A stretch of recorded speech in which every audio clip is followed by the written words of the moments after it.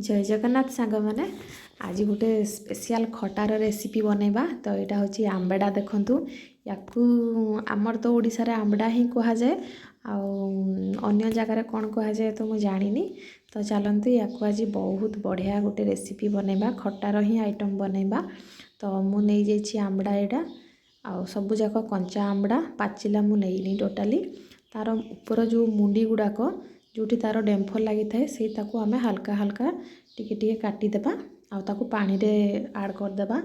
Then सबूक आंबेडा को भल भाव 2 ରୁ 3 मिनिट जाके हाथ में घसी घसिका धोइबा कहीं यहाँ गचरे उपरे लगी थाए तो बहुत सारा डस्ट धूड़ी आउ बहुत मैला लगी थाए तेणुक भल भाव परिष्कार करकिना धोइबे। यहाँ प्रायतः बाहागर व्रतघर जेकोसी भोजी भात हो ओषा व्रत रे किंबा खाली दिन में करके समस्ते बहुत भल पाती खाइबा को स्पेशली भोजी गुड़ारे ही या अधिक प्रिफर करती कहीं यहाँ बहुत सस्तार मिल जाए जोटा कि आमर कह जाए सस्ता सुंदर मजबूत आउ टेस्टी देहपाई भी बहुत भल जेहेतु एथिरे कौन प्रकार आमर फर्टिलाइजर किंबा केमिकाल किसी यूज होनी। आईटा प्रायतः गाँ गहली में बहुत देखा जाए सहर मानक बहुत कम देखा जाए कहीं आजिकल तो टाउन रे बेसी आउ गछलता नहीं सब काटी कुटिकी सफा कर देकी रास्ता और दुकान बजार सब बेसी बेसी हो गला तेणुक एतटा ए गछ आउ देखा जाऊनी मैक्सिमम यहाँ आम गाँ गहली मानक ही देखा जाउची।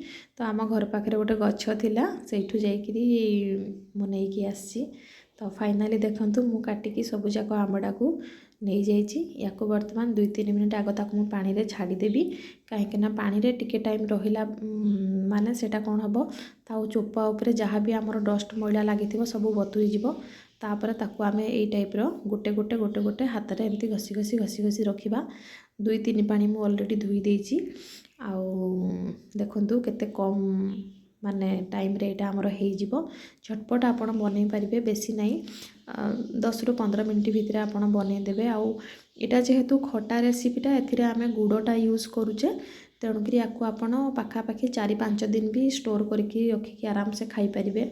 जदि आपण विदाउट फ्रिज रे रखुचंती तो 2 ରୁ 3 दिन ये आराम से आपणकर रही जीवो आ जदि फ्रिज रे रखिबे तो ये 10-15 दिन आराम से आपणकर रहिबो एई खटा रेसिपीटा।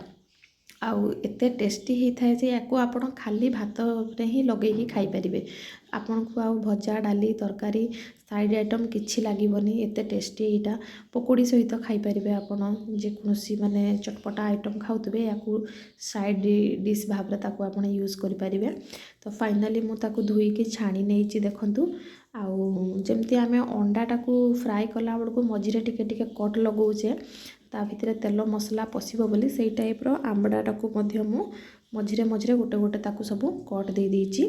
देन एपटे मु गैस ऑन करिकी कड़ाई नहीं जाइए कड़ाई रे मु अल्प सोरिष तेल नहीं 3 ରୁ 4 ଚାମଚ हेब सोरिष तेल एथिरे तेल बिल्कुल भी दरकार नहीं बहुत अल्प तेल केवल आमर ये फुटण भाजीबा जहाँ तेलटा आवश्यक मु से नहीं जाइए 5 फुटण गोटा जीरा आउ 3-4टा कच्चा लंका को काटी नहीं 2टा सुखिला लंका नहीं आउ अदा नहीं मु 2 इंच अदा को चोपा छड़ेकी छोट छोट की काटी नहीं जदि आपण चाहिए तो एथिरे रसुण पियाज अदा कंचा लंका या छेचिकी पकई पारिबे जेहेतु आज शनिवार थिला आम घरे पियाज रसुण हुएनी तेणुकी मु याकू बिना पियाज रसुण रे बनाऊँगी जदि रसुण छेचा टिके पड़ो ताहरे एथिरे आहुरी टेस्टी बढ़ी जीवो खटा आइटमटा।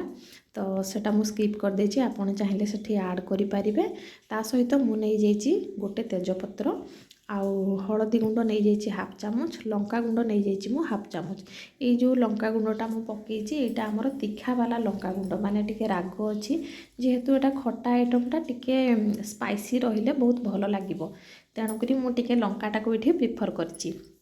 आज यूजुअल आपण हिसाब रे आपण लंका यूज करेंगे सेमती किसी नेसेसरी नाई कि हाँ देबा न देबा तापर मु सेथिरे आंबला को ऐड करके लूण 1/2 ଚାମଚ देकी ताकू भल भाव रे घोड़े दीची अल्प टिके पानी देबा आउ ताकू घोड़णी घोड़े देबा। देखंतु 1 मिनिट पर मु घोड़णी खोली देइची ଆଉ ତାକୁ ଭଲ ଭାବରେ ଚଲେଇ ଦେବା। ଯେହେତୁ ଆମ୍ବଡ଼ାଟା ସିଝିବାକୁ ଟିକେ ଟାଇମ୍ ଲାଗିବ, ଆମ୍ବଡ଼ା ଦେହରୁ ଏତେଟା ପାଣି ଅଂଶ ନାହିଁ, ତେଣୁକରି ଆମକୁ ସିଝିବା ପାଇଁ ଯେତିକି ପାଣି ଦରକାର ଆବଶ୍ୟକ ଅନୁସାରେ କ୍ୱାଣ୍ଟିଟିକୁ ଦେଖିକି ଆମେ ପାଣି ୟୁଜ୍ କରିବା। ମୁଁ ପାଖାପାଖି ଏଠି ହାଫ୍ କପ୍ ହିଁ ପାଣି ଦେଇଥିଲି ସିଝିବା ପାଇଁ।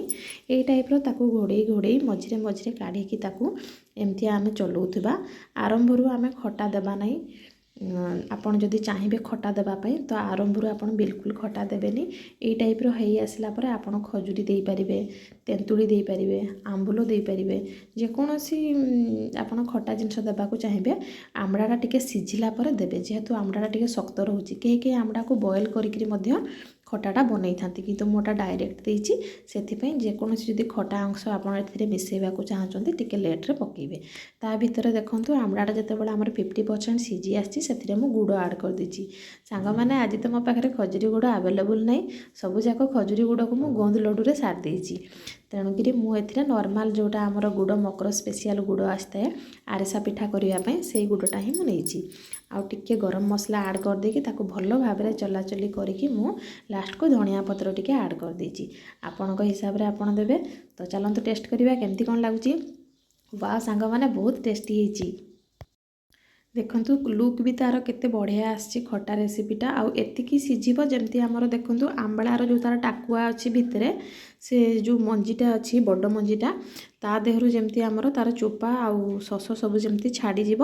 ତ ଆପଣ ଆରାମସେ ଜାଣିପାରିବେ କି ନାଇଁ ବର୍ତ୍ତମାନ ଆମର ଖଟା ପୁରାପୁରି ପରଫେକ୍ଟ ଓକେ ହେଇଯାଇଛି। ତ ସାଙ୍ଗମାନେ ବହୁତ ହି ଟେଷ୍ଟି ହେଇଛି। ମୁଁ ତ ଖାଇଲି, ମୋ ଘରେ ବି ସମସ୍ତଙ୍କର ବହୁତ ପସନ୍ଦ। ଆପଣମାନେ ବି କରନ୍ତୁ, ଖାଆନ୍ତୁ। ଭଲ ଲାଗିଥିଲେ ଲାଇକ୍ କମେଣ୍ଟ ସେୟାର କରନ୍ତୁ। Thank you.